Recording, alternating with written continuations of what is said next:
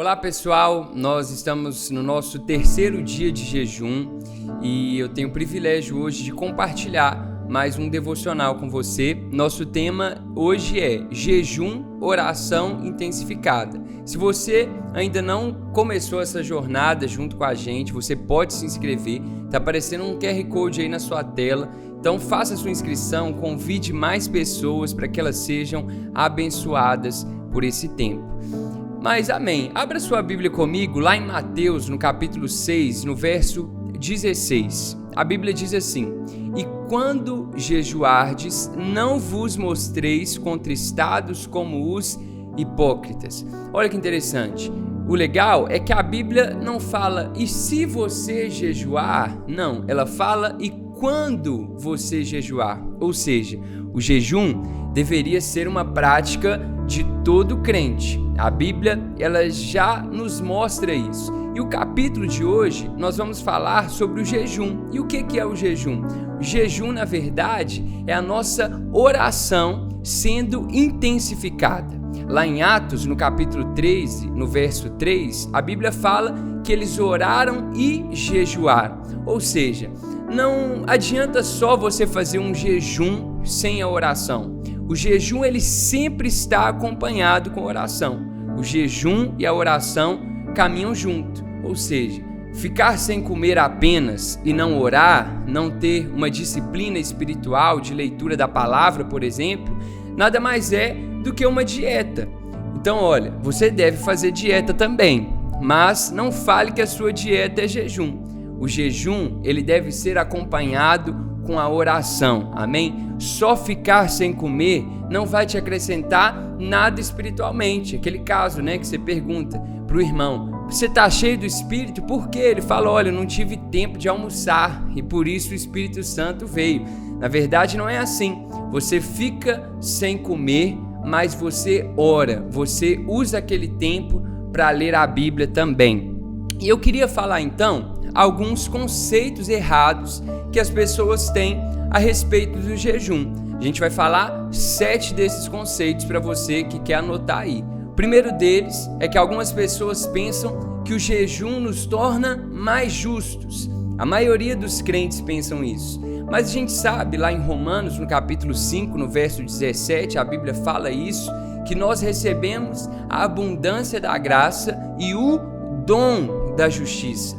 A palavra dom significa presente, ou seja, a sua justiça é um presente que você recebe. A sua justiça não é uma recompensa, não é uma premiação. Então a sua justiça, ela foi te dada de presente por conta da obra de Cristo. Não são as suas obras, não é o seu jejum. Deus está olhando para a obra de Cristo. Essa é a maior alegria do nosso coração hoje. A segunda razão é que algumas pessoas pensam que o jejum ele vai torná-las aquelas pessoas mais semelhantes a Jesus. Mas o que te transforma não é o jejum em si, mas o que te transforma é o contemplar do Senhor. Nós de fato contemplamos a Jesus quando nós estamos jejuando, mas o que nos transforma é a contemplação, o que nos transforma é a leitura da palavra, é a oração. Então não envolve um esforço seu, envolve simplesmente você se expor ao Senhor, como alguém que se expõe ao sol para que ela fique bronzeada ali, estão compreendendo? Então não é o jejum que te transforma simplesmente, não é o ficar sem comer, mas é o contemplar a Cristo. Terceiro lugar, outro conceito errado que as pessoas têm é que o jejum faz com que você fique mais próximo de Deus, mas não é assim. A gente sabe que o que nos aproxima de Jesus é o sangue do Cordeiro. O que nos aproxima de Deus é isso. Então não é a comida que te recomenda diante de Deus, mas é o sangue de Cristo. Quarto conceito errado que as pessoas têm é que o jejum nos purifica e nos liberta do pecado. Mais uma vez, aquilo que te liberta do seu pecado é o sangue de Jesus. Lá em Apocalipse, no capítulo 12, no verso 11, a Bíblia fala: "E eles o venceram pelo sangue do Cordeiro e pela palavra do seu testemunho, e não amaram as suas vidas até a morte. Olha que interessante. Você vence o pecado pelo sangue do Cordeiro. Quanto mais você tem essa revelação de que você é justificado, amado pelo Pai, é essa revelação que faz com que você vença o pecado e não o seu jejum. O quinto conceito errado é que as pessoas pensam que o jejum ele é uma moeda, e essa moeda é capaz de comprar as bênçãos de Deus. É assim na vida de muitos crentes. Tem crente que quando ele quer convencer a Deus de fazer algo que ele quer, ele faz no jejum.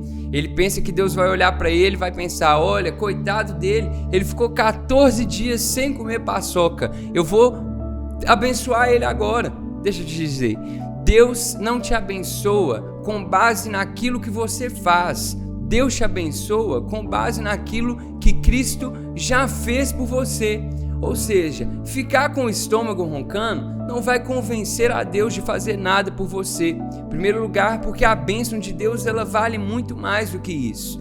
Ela é muito mais cara. Em segundo lugar, é que a bênção de Deus ela não está à venda. A bênção de Deus ou você ganha, você deve ser abençoado. Estão compreendendo? Então, você vai receber a bênção de Deus. Você pode receber a bênção de Deus mesmo sem jejuar. Por quê? Porque a moeda não é o jejum, a moeda é a fé. Mas o interessante é que Jesus, certa vez ele disse que uma casta de demônios, só saía com jejum e oração.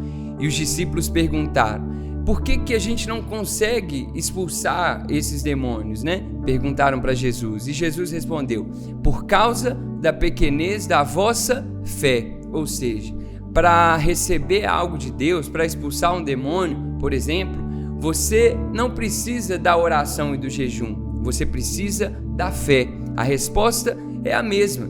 O que libera o poder de Deus é a fé. Mas existem certas medidas de fé que você vai alcançar e vão ser liberadas nesse tempo de jejum. Eu queria profetizar na sua vida. Você está no 3º dia de jejum, mas nesse tempo a sua fé vai ser alargada e por isso você vai ter fé para pedir coisas maiores para Deus. Tempo de jejum é tempo de orações respondidas. Nesse tempo, as suas orações serão respondidas. Talvez aquilo que você tem pedido para Deus há muito tempo, a sua resposta chegará nesses 14 dias. Por quê? Significa que o seu jejum fez isso? Não, mas a sua fé moveu o céu. E existe uma medida de fé que ela é derramada sobre a sua vida quando você está num período de jejum, porque nesse tempo você vai comer mais da palavra, você vai orar mais, você vai estar mais focado, amém? Sexta conceito errado é que as pessoas pensam que o jejum faz com que Deus te ame mais. Philip Yancey, ele fala uma frase muito interessante. Ele diz que não há nada que você possa fazer para que Deus te ame mais, e não há nada que você possa fazer para que Deus te ame menos. Ou seja, o jejum ele não vai alterar o amor de Deus por você.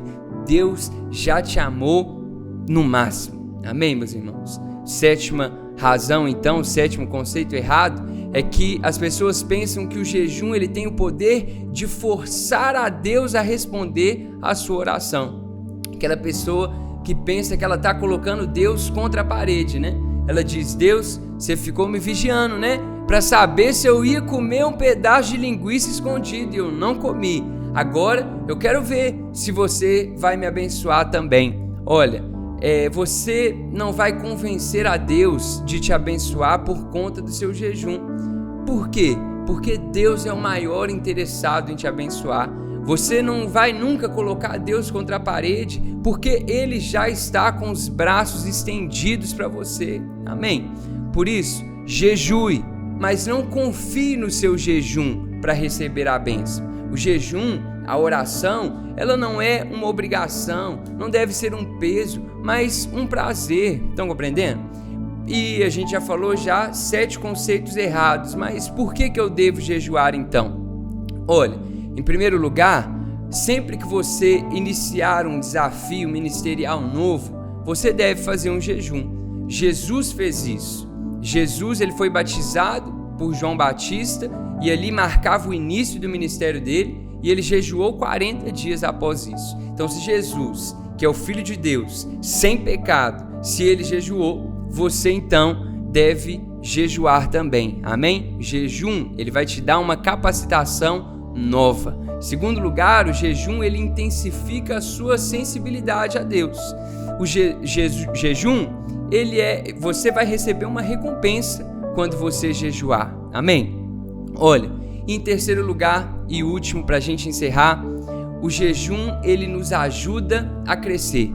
Lá em Filipenses, no capítulo 3, no verso 19, a Bíblia diz assim: o destino deles é a perdição, o Deus deles é o ventre, e a glória deles está na sua infâmia, visto que só se preocupam com as coisas terrenas. Olha que interessante, Paulo está dizendo que o Deus deles era o ventre, ou melhor, o estômago. Pode parecer bobo, mas comer é algo sério. O homem caiu porque comeu errado. Hoje, você é abençoado também porque você comeu certo. Você não pode deixar com que o seu estômago domine você, com que o seu estômago comande você. Lá em 1 Coríntios, no capítulo 6, no verso 12, a Bíblia fala: todas as coisas me são lícitas, mas nem todas as coisas me convêm. Todas as coisas são lícitas, mas não deixarei que nada me domine. Olha que interessante. Você não pode deixar com que nada desse mundo domine você, nem mesmo a comida. Já vi pessoas falarem: olha, eu não consigo ficar sem café, eu não vivo sem Instagram, não vivo sem a televisão. Então você não pode deixar que nada te domine, nem a comida e nem qualquer coisa. Deixa eu te dizer, comer é bom demais, não é verdade? É um dos principais prazeres da vida. Mas quando você jejua, você está dizendo que o seu prazer maior não está na comida, mas o seu prazer maior é o Senhor. Amém? Então, nesse tempo de jejum, tenho certeza que, como eu falei para você, as suas orações serão respondidas. A gente está no terceiro dia de jejum.